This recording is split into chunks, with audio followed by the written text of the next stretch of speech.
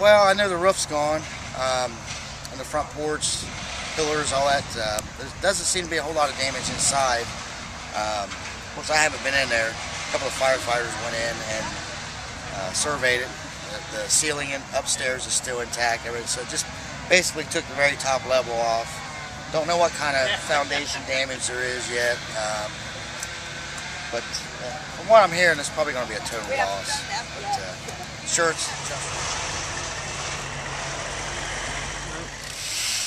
We had some kind of a weather catastrophe here that happened last night.